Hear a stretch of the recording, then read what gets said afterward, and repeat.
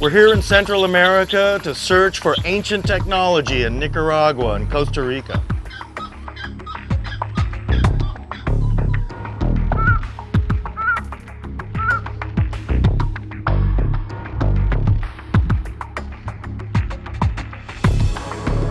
We've seen some amazing ancient technology in Egypt and further evidence of ancient technology in Peru and Bolivia.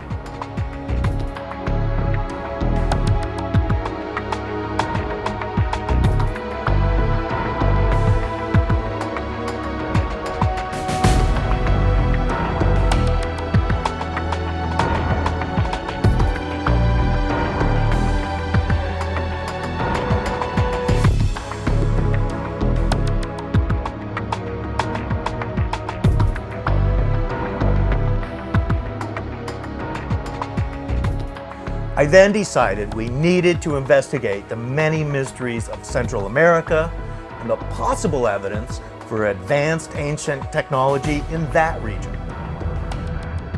Our first stop was the capital of Costa Rica, San Jose. It was in San Jose that I was very curious about the giant stone balls that have been found in the southwestern part of Costa Rica.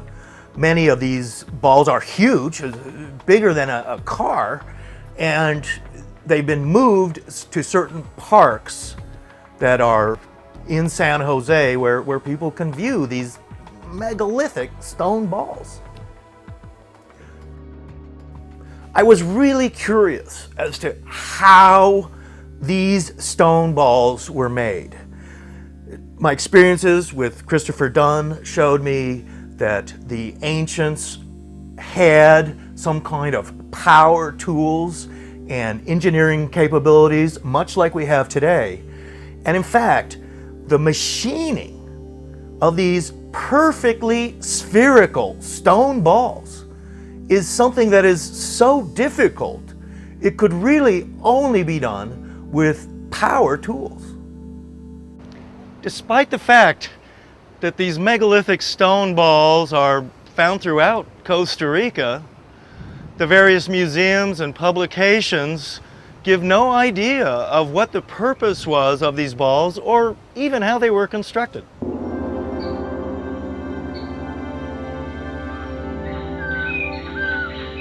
This granite ball here at the National Museum in San Jose, Costa Rica, is one of the better specimens. Perfectly round. It's quite a large ball. It probably weighs several tons, possibly even up to 10 tons. It's been carved out of a very hard granite and is an exquisite piece of megalithic architecture. But once again, the purpose of these balls and even how they were made remains a mystery to archaeologists.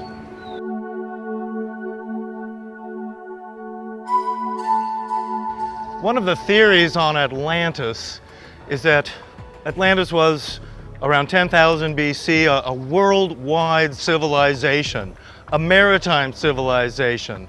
They left their capital city of Atlantis and in the ships went all over the world, going to the Americas, to Africa, to Europe, and to all continents. It's one of the mysteries of Atlantis is these giant stone balls. These giant granite balls are often associated with the Atlanteans. They're found on many continents, especially here in Central America. But these giant stone balls have been found in Malta. They've been found on remote islands such as Easter Island. There's an area of New Zealand that also has round stone balls like this. Another big question with these giant stone balls is what they were for. It's baffling to archaeologists why anyone would go through considerable effort, even if they had power tools, to make these giant stone balls. I mean, what is the point? Today, mainstream archaeologists are just grasping at straws for some kind of explanation. Their main explanation right now is that these giant stone balls, and some of them are relatively small, only the size of a basketball or a little bit bigger, while others are 5, 6 feet in diameter, that they're some kind of ceremonial object. And they have found some of the smaller stone balls in tombs in Costa Rica. And it's like important chiefs or kings or shamans were buried with these stone balls, generally the small ones. But still, it doesn't really explain what these stone balls were for.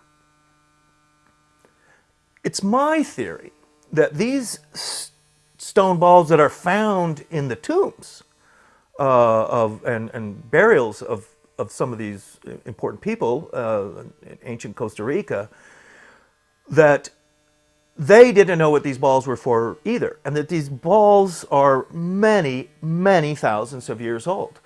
They're apparently washed up like by some tidal wave that hit the southwest coast of Costa Rica, and it literally washed these balls up into mountain jungle areas, onto one of the islands that's off the coast of Costa Rica. The ancient people of Costa Rica, who are then using these balls as some kind of ceremonial object, didn't actually build them or machine these balls. They're finding them in the jungle, thinking they're some kind of, eggs of the gods or giant balls, stone balls of the gods.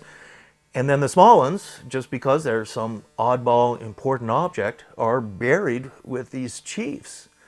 But they didn't make these balls. They were already there. So you have to ask yourself, who made these balls? And what was their function? This is something that we really haven't figured out. My idea is that these balls are from many thousands of years ago. The same people who were building at Tiwanaku and at Cuzco and Ollantaytambo and Machu Picchu and other megalithic areas of Peru and Bolivia were a similar people as to those in Central America, including perhaps the Olmecs, who were building the colossal basalt heads and other giant megalithic artifacts that we can find there. And they, with their machine tools, and I believe the Olmecs had machining tools, as were used in Egypt, as were used in Peru and Bolivia and other areas of the world. And it was through this that they were making these giant stone balls. We still don't know exactly what they're for. Theories say that they were possible use by navigators, and that by placing these stone balls in positions together, we're showing like where islands were for people who were crossing the Pacific or crossing the Atlantic in transoceanic trading expeditions and things like that. So that's one idea, that these huge stone balls were all part of a elaborate map system. Perhaps too, they were showing where stars were and constellations. In my mind, that's a pretty interesting theory. However, I don't think it explains the really, really large stone balls very well, because they are so huge and so heavy, and it would have been so difficult to make those. It seems like it would have been a lot of extra effort that would be quite unnecessary if you're just trying to create star maps and navigation maps with islands and things. You wouldn't need giant stone balls for that, in my mind. Today, these balls from the swamps of southwestern Costa Rica are scattered around the country. They're found in bank lawns, in museums, and even in private homes.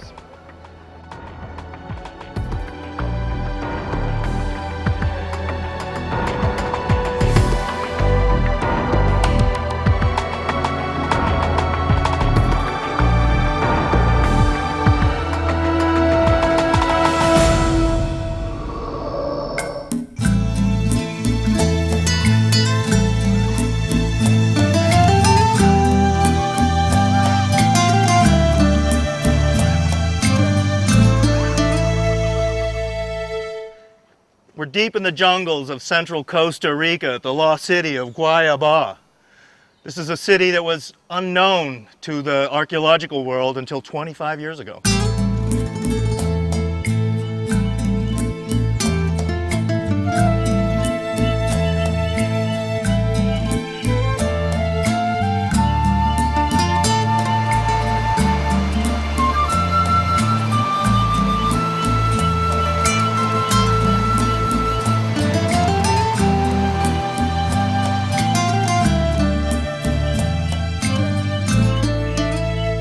One of the great mysteries of Central America, especially the area around Costa Rica and Nicaragua, is that we have very little evidence of organized city-states, of planned communities. And yet, here in the central jungles of Costa Rica, we find exactly that.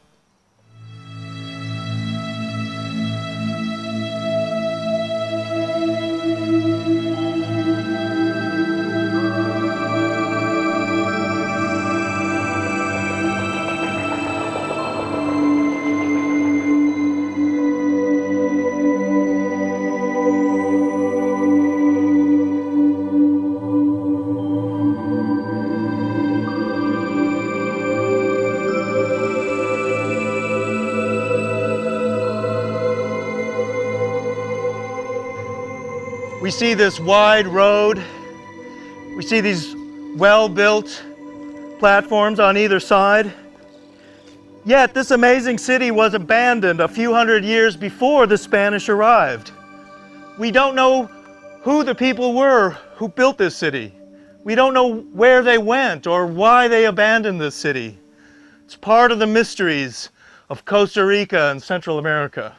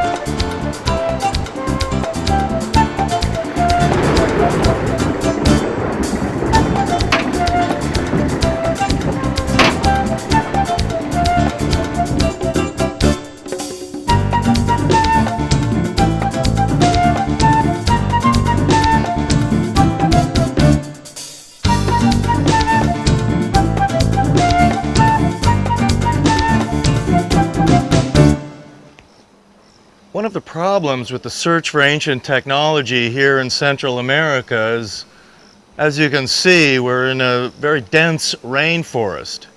This makes it extremely difficult to preserve man-made articles, especially metals or artifacts made out of wood.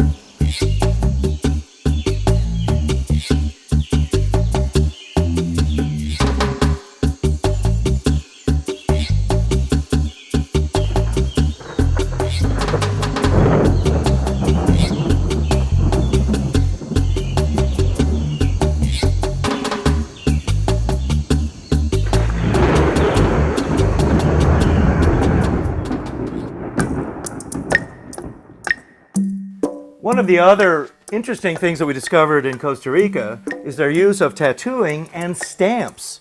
And in fact, the various Indians in Costa Rica had all sorts of fancy textiles and body painting, as well as tattooing with charcoal and parts of their own blood. This was used, of course, in all the Pacific islands. It was also used in Southeast Asia and in Arabia and among the Egyptians. And here, in a 1529 book that was written by Gonzalo Fernandez de Oveda, they talk about the type of tattooing that they were doing in Costa Rica. And he says here, all the Indians of Nicoya, and especially the leaders and their women, have their arms painted in that black paint that is made with their own blood and with charcoal. cutting and drawing first with blades from the flint. One of the other unusual ancient technology mysteries that we uncovered in Central America can also be found in this book, Sweat of the Sun and the Tears of the Moon, a book about gold and silver, pre-Columbian art. Andre Emmerich was a Swiss Costa Rican who was fascinated by all of the gold and jewelry that was found in Costa Rica and Panama and Colombia, including the oddball gold airplanes and things.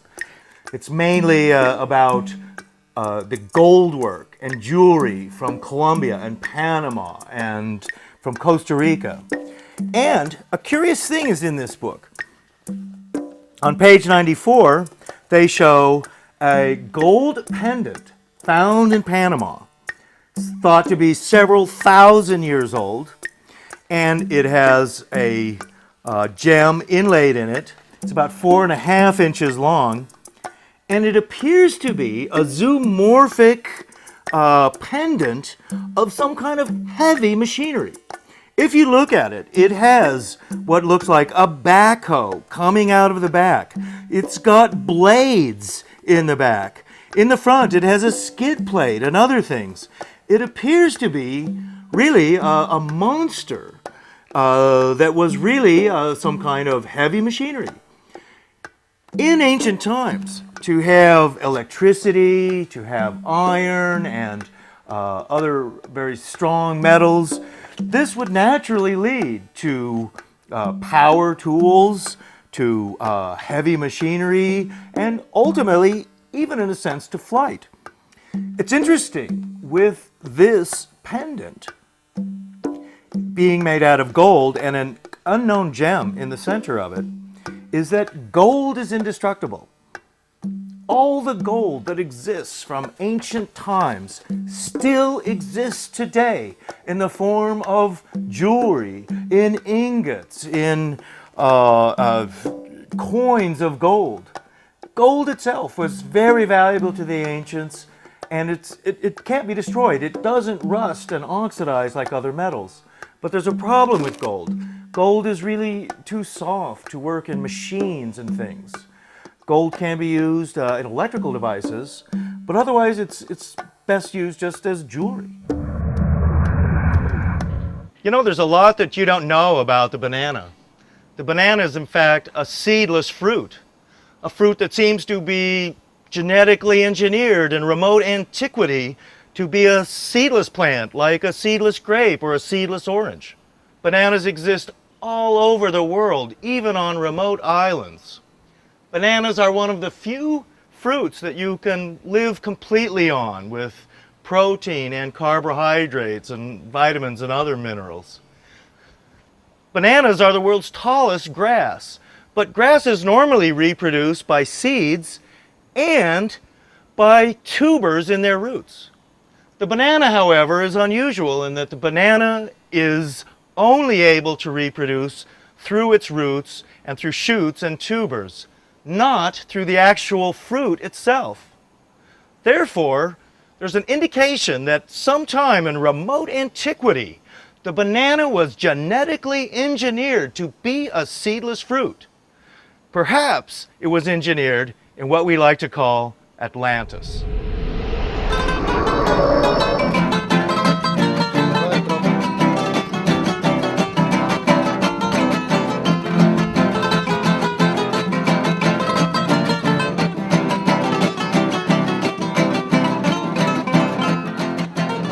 Bienvenidos a Nicaragua.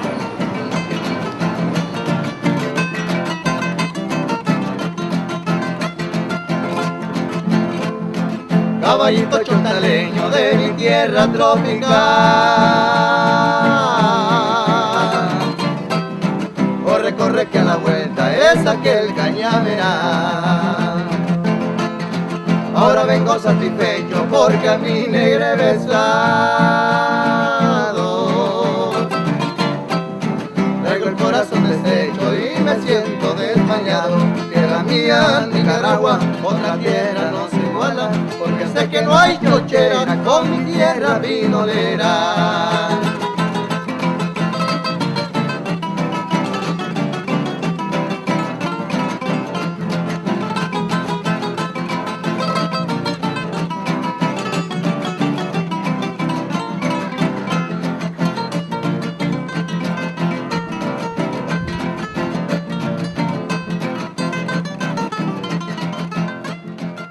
The next country north of Costa Rica is Nicaragua. And Americans don't know Nicaragua very well because of the political upheavals that have been happening there for the last 20 years. But I was very, very interested in some of the unusual megalithic statues that were found on Zapatera Island, which is an island in Lake Nicaragua, a huge inland lake in that country. And on that island have been found dozens of strange megalithic statues carved into various unusual positions and motifs around them. So we journeyed north over the border and went to Lake Nicaragua, and from there we chartered a boat to take us to the remote island of Zapatera.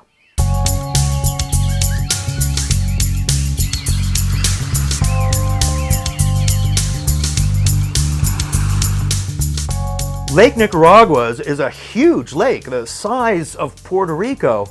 In fact, early Spanish explorers, when they first arrived in Nicaragua, thought that Lake Nicaragua was part of the ocean. And in fact, Lake Nicaragua was probably part of the ocean at one time, and that lake has the only freshwater sharks that are known.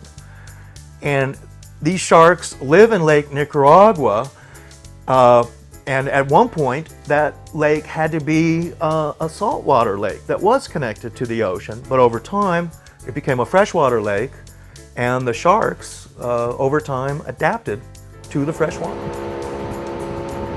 We decided to journey out to the Zapatera Island, and as we proceeded from the harbor, we were going through a series of small little islands. In fact, there's 365 of these small islands. And so we were protected. But once we got out into the open water of Lake Nicaragua, the weather suddenly turned bad. We were pelted by rainstorms. Big waves came up on the lake. And we didn't realize just how dangerous this journey was going to be. And in fact, on that very same day, two American missionaries were lost on the lake in the storms that proceeded to pelt us and any other boats that were on the lake at the time.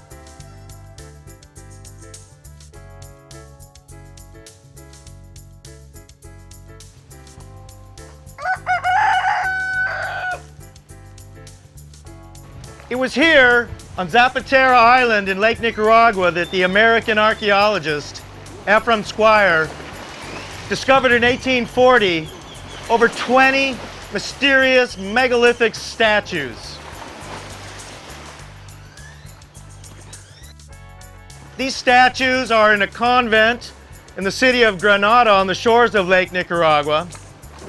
Today, these mysterious megalithic statues are unknown to the archaeologist and to the layperson alike. They were found here on a point on the island. This island is also a national park, but it's rarely visited by visitors from any country.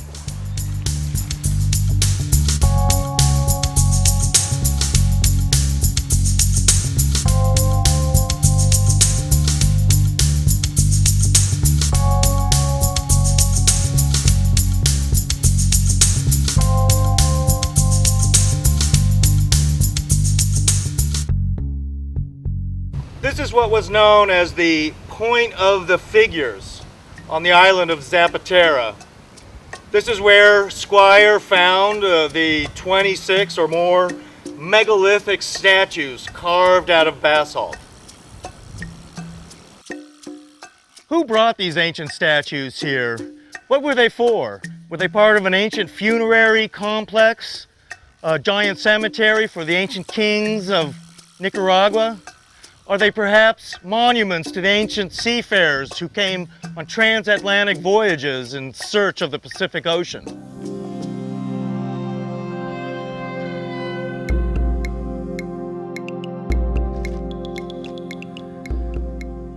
These unusual megalithic stones are found in many places here on Zapatero Island. This one's been split.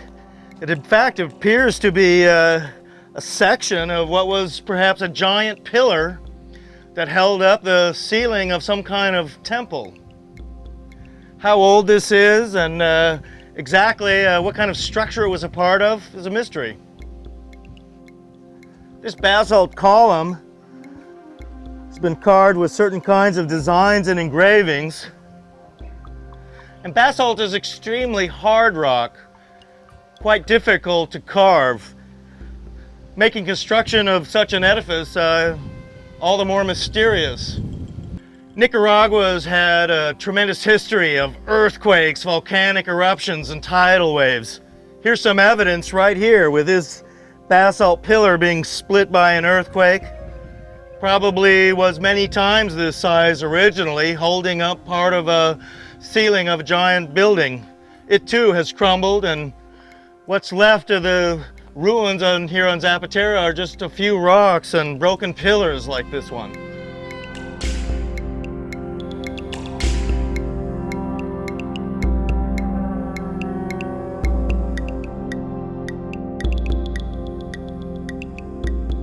Now we've seen the mysterious sites here on the island of Zapatero where the statues were found.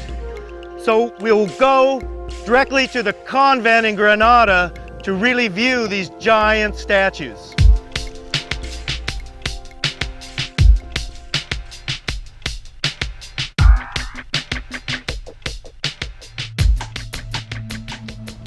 We're inside the San Francisco convent in Granada, and this is where the monolithic basalt statues from the Zapatero Island were all taken. We find here inside this open-air museum over 26 very unusual, even strange megalithic statues, most of them weighing several tons. We have zoomorphic statues, anthropomorphic statues, and anthrozoomorphic statues. Those statues that combine human and animal elements together. This is a typical anthrozoomorphic statue. Appears to be the body of a man. He's clasping his hands at his chest, but his head is like a jaguar, apparently, possibly the totem animal of this chief.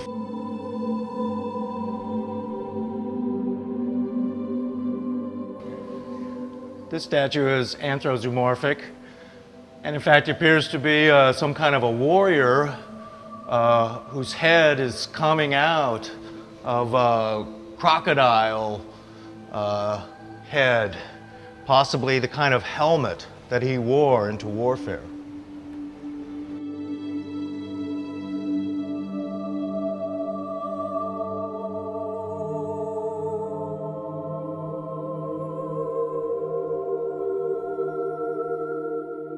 This is an especially interesting statue. It appears to be of a woman with some breasts. She's wearing an unusual head ornament. And down here near the base is a very finely carved cross. Very much thought of as a European symbol, and in fact it's the symbol of the Red Cross today.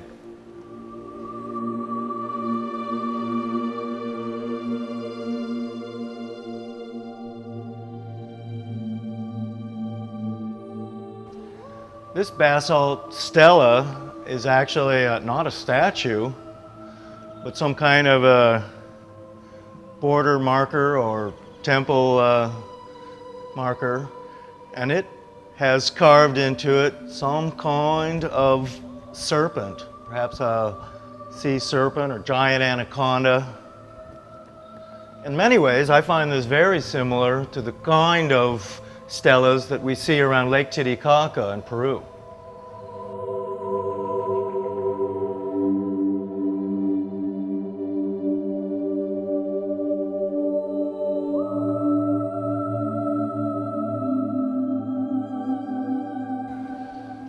This curious anthropomorphic statue, it's only the top part of a broken statue, is a man here with what appears to be a dinosaur head on top of him. As I look at this, I find it very curious, and I really can't see what other animal except a dinosaur that this might possibly be. Notice here's the man's head and his ear, and here's the dinosaur head with the teeth here and the eye and the snout. It really looks like some kind of dinosaur mask.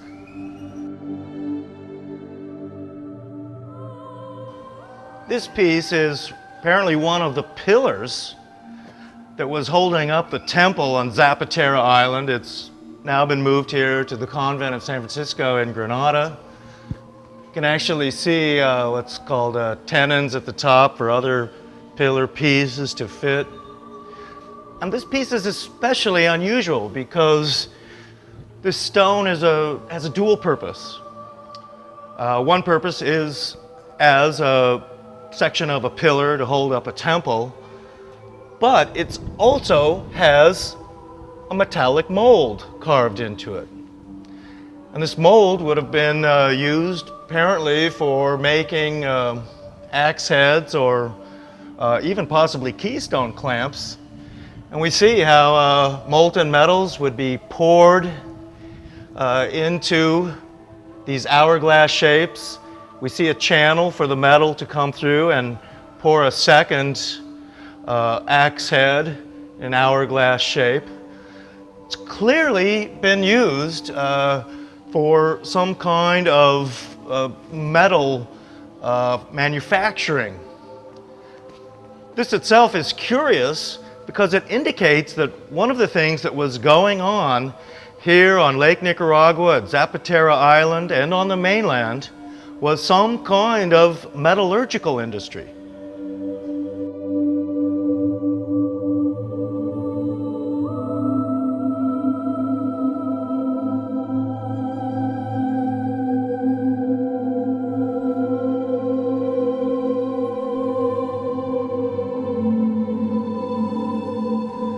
Many of these statues here are in an unusual kneeling position known as quizuo. We find this kneeling position, which is thought to be a symbol of respect for authority here in Nicaragua. We find it at statues at Tiwanaku and Lake Titicaca. We find a statue like this on Easter Island. We find them in Egypt and in the Hittite cities, and in fact, all over the world. This large basalt statue is anthropomorphic in that it's only of a man without any apparent animal qualities. Probably weighs several tons, and even though it's been defaced and extremely worn, he appears to be wearing a turban, much as we see at Titicaca and Tiwanaku and, of course, areas of the Middle East.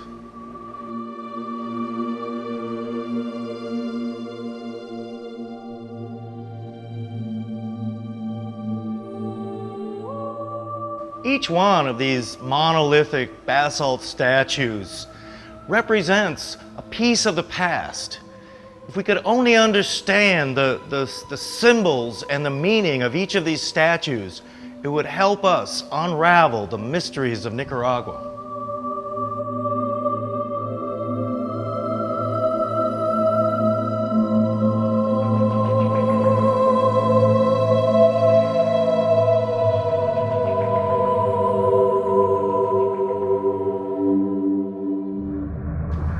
One of the interesting things that they did here in Nicaragua was the Birdman Festival, where natives got up on these long poles with spinning ropes and then spun around the pole like a big maypole Birdman flying festival.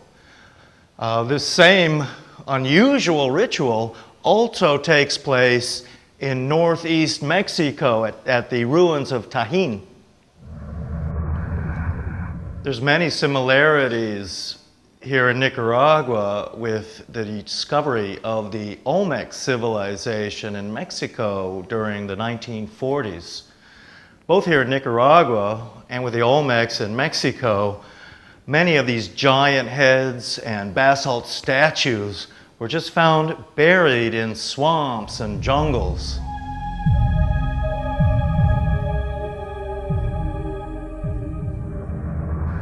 In both Nicaragua and Costa Rica, there were many fine examples of ceramics, exquisite polychrome pottery done in zoomorphic figurines of crocodiles, jaguars, and anthrozoomorphic animal man figures.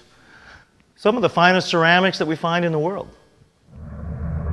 One of the mysteries of Central America is that the Mayans and the Mixtecs and the Zapotecs were farther north, and it's not really believed that they had much contact with Nicaragua and Costa Rica.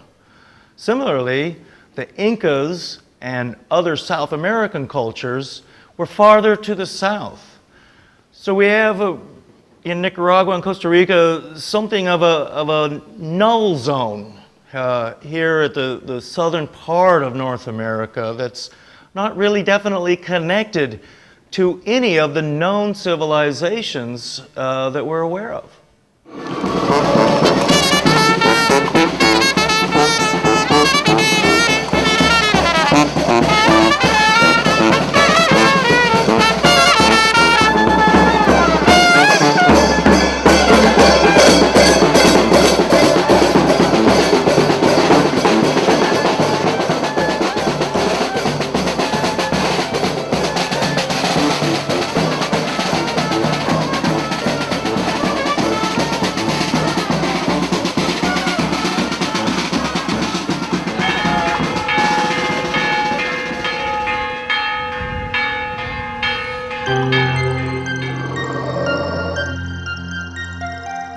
We've chartered this boat here with Don Ramon, and we're about to head out through the basalt islands that are here along the edge of Lake Nicaragua.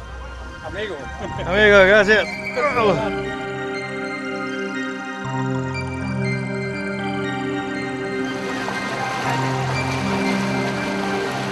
All along the edge of Lake Nicaragua near Granada are all of these basalt islands.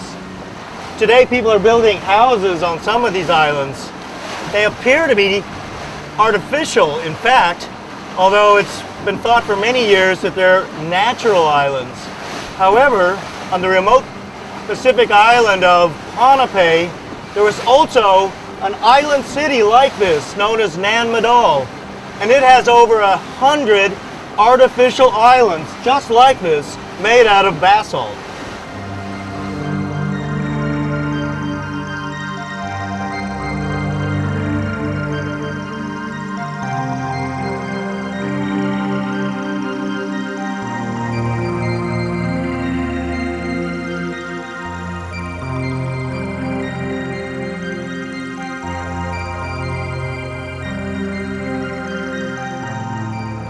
As we move by boat through these basalt islands here along Lake Nicaragua, we've discovered something that we think is very important. It looks like some of these islands are in fact artificial and have pyramids on them. In fact, one of the islands appears to be this one straight ahead of us. We're going to land here and investigate what appears to be a giant basalt pyramid.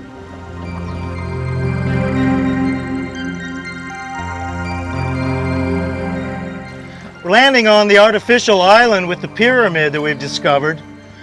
Everything about this unusual place seems to be that this is some ancient pyramid on this island.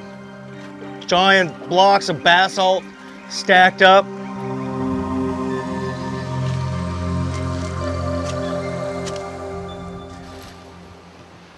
What we see here on this island is rocks piled up.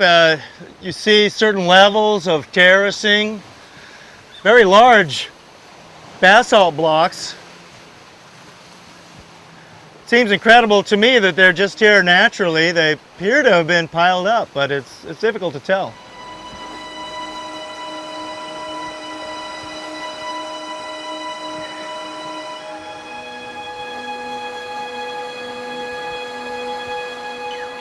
Here on this pyramid island that we found on the edge of Lake Nicaragua are big walls with huge basalt stones. Some of these are definitely weighing several tons. There's no cement or really indication of modern building here, but this is clearly man-made. We don't know how old this is, but someone has put in a lot of effort to build these walls that seem to be part of this pyramid island. Exactly how old this is, whether it's only 50 years old or 5,000, we just don't know.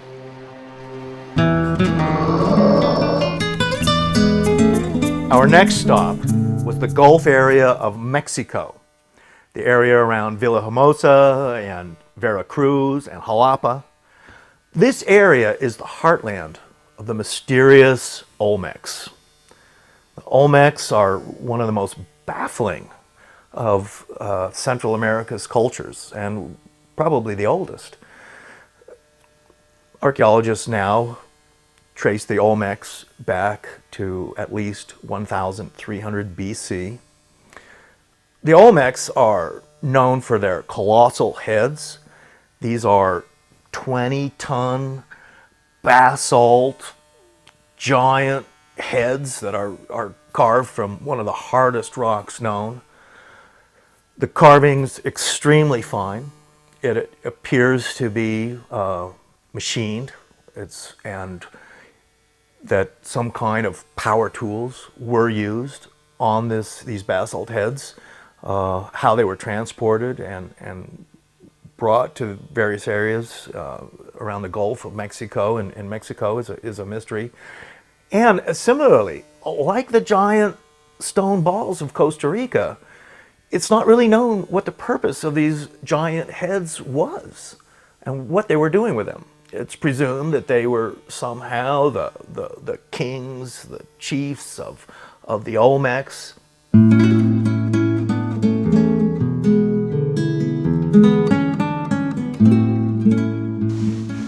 Here we are in Jalapa, Mexico, in the state of Veracruz, near the Gulf Coast. It's here in this museum that some of the finest Olmec statues can be found. The Olmecs are thought to be the mother culture of all of Mesoamerica, but they are the most mysterious of all of Mexico's many civilizations.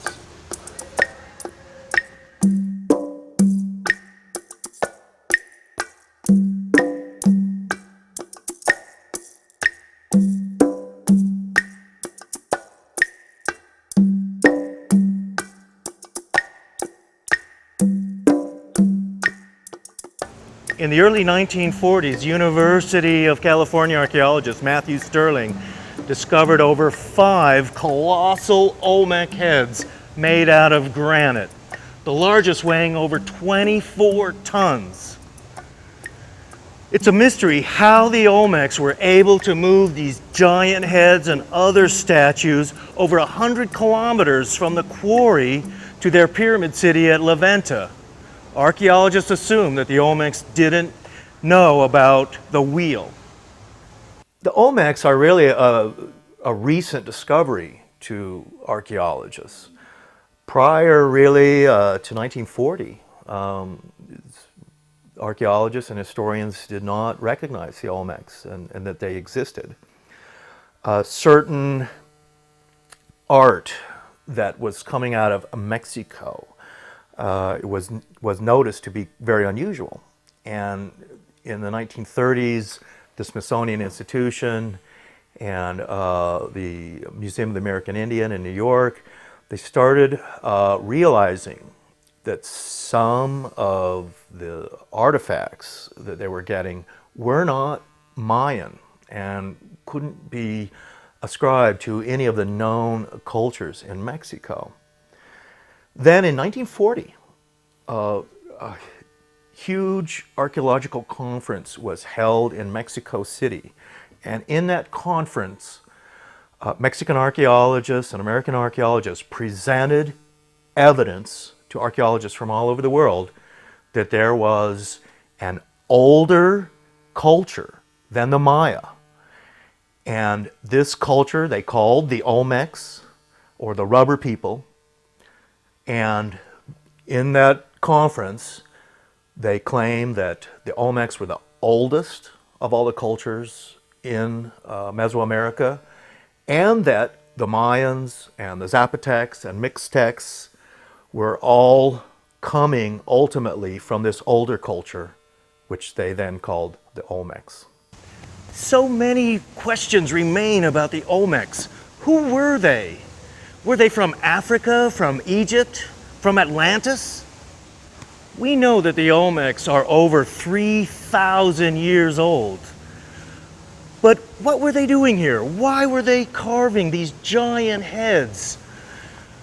Why did they move them? What happened to them? These are some of the greatest mysteries of history.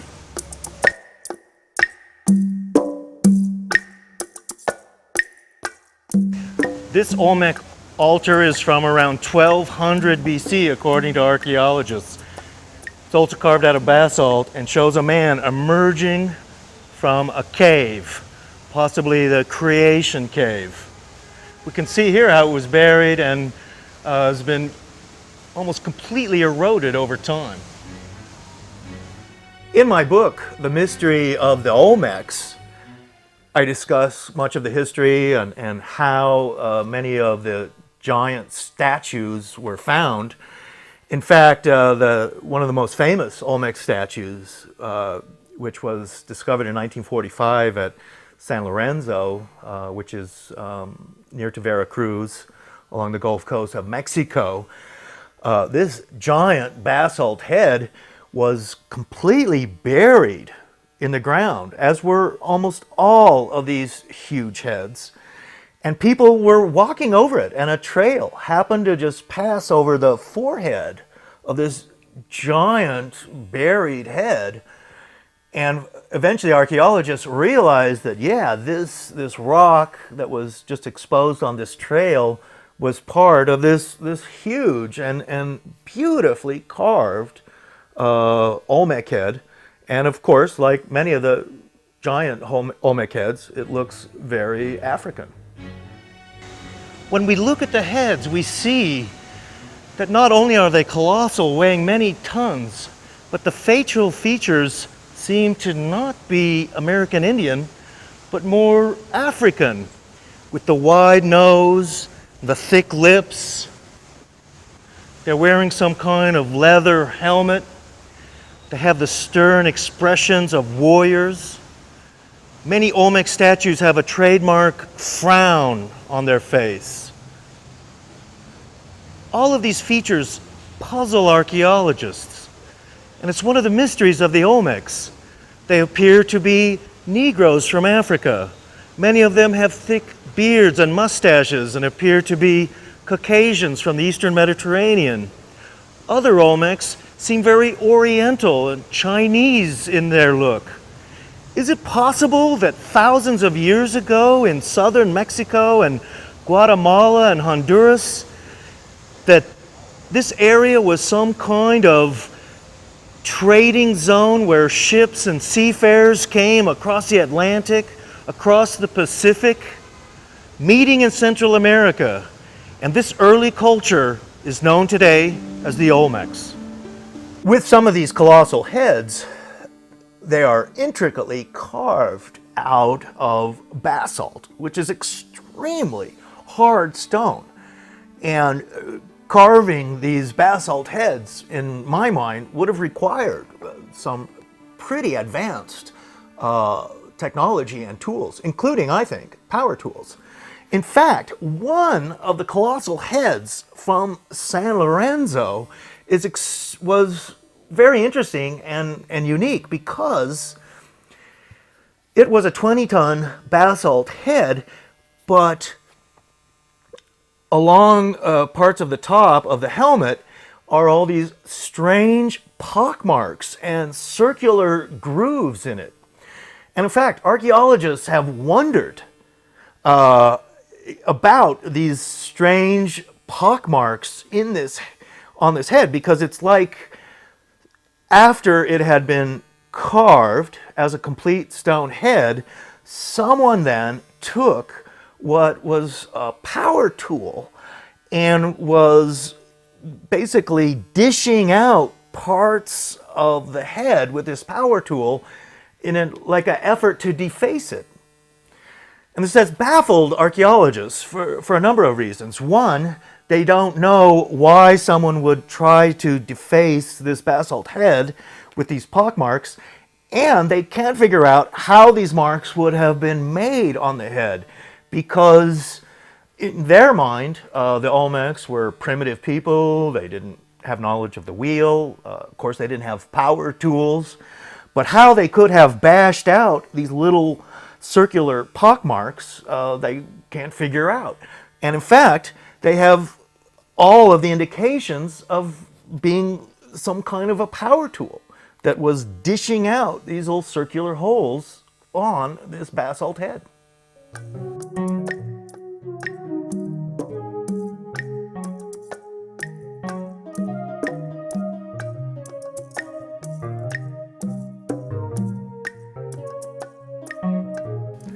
The Olmecs were also known for cranial deformation.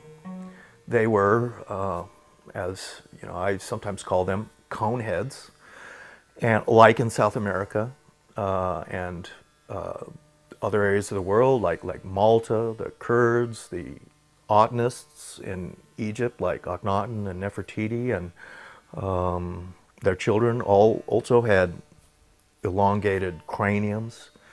This was done also apparently in ancient China. It was done on remote Pacific islands like Vanuatu. And the Olmecs are particularly well known for having these deformed cranium.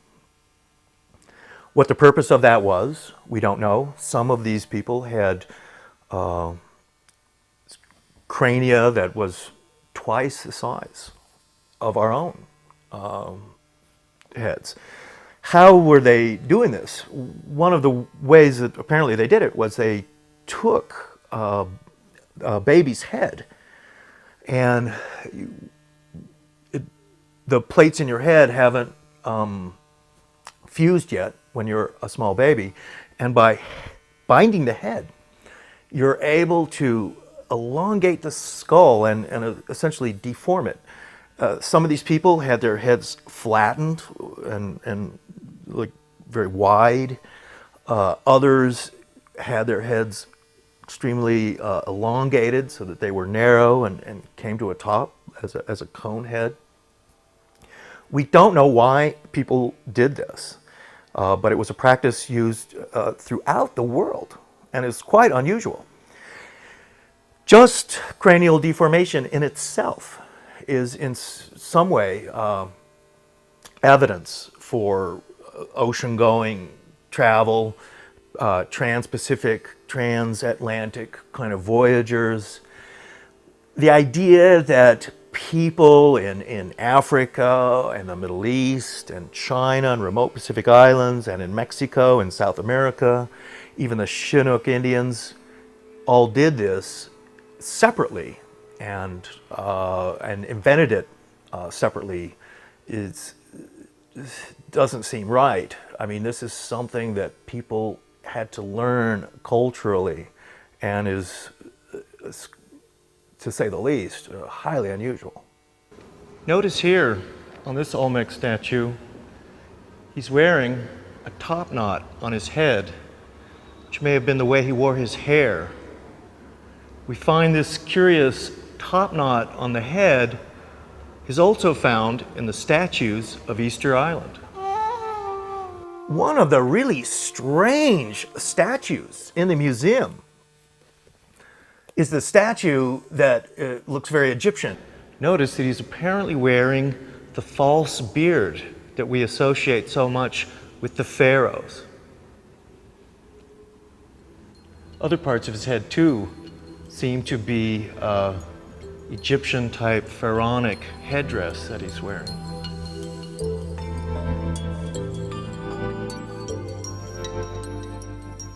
You know, looking at this sculpture, you might think you were in a museum in Cairo, Egypt.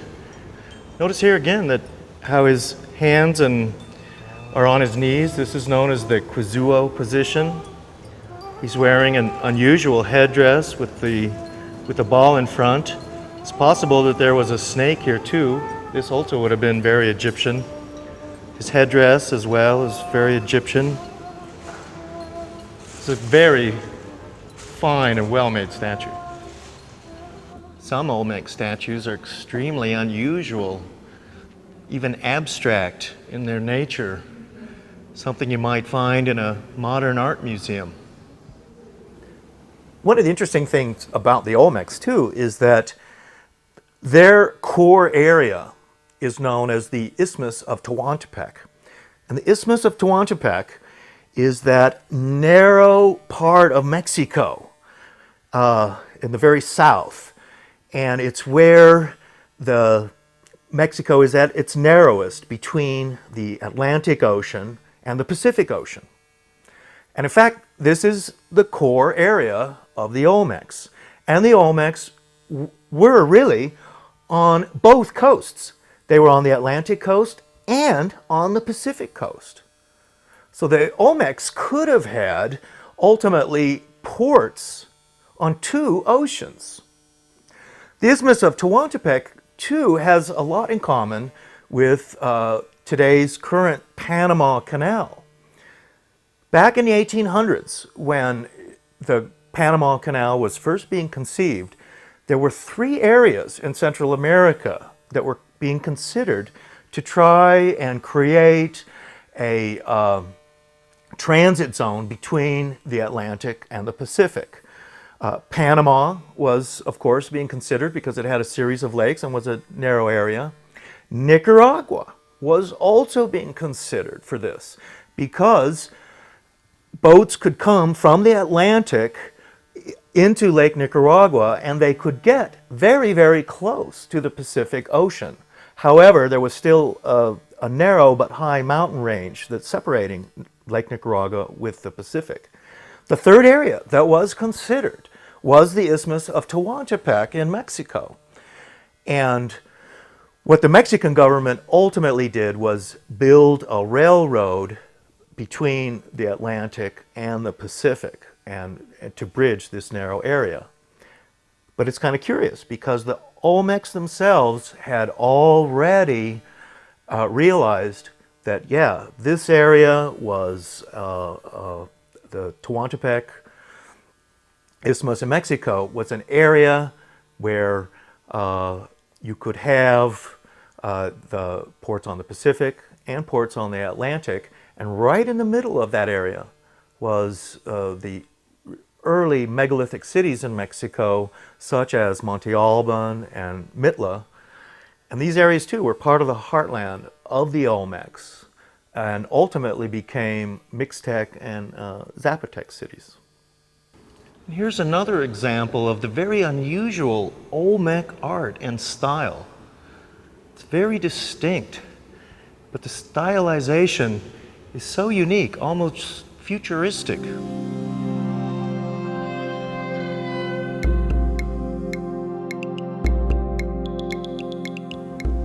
It's thought that the Olmecs were the mother culture of Mesoamerica.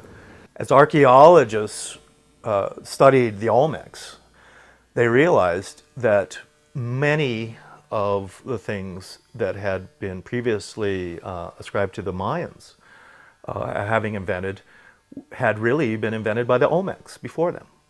And we're talking about the Mayan calendar, the number system, the hieroglyphic system, even the building of early Mayan pyramids, such as the ones at Huashactung, north of Tikal, all of these things really began with the Olmecs.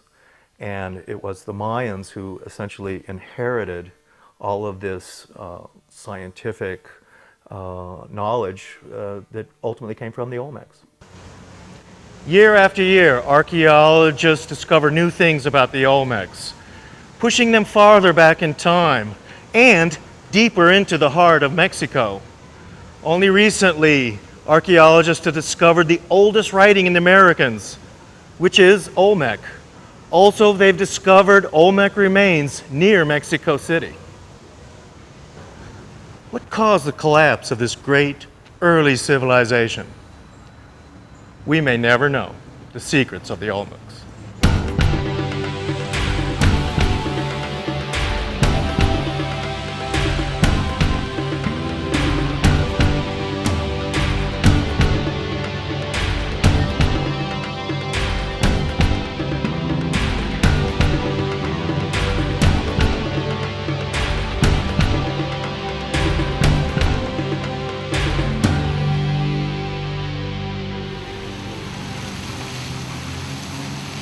Next, we'll be continuing our adventures in Mexico, going to the Great Pyramid of Cholula in central Mexico, and to the enigmatic pyramids of Teotihuacan and Tula, and then north over the border into Arizona, New Mexico, to look for the lost cities and ancient mysteries of the Southwest.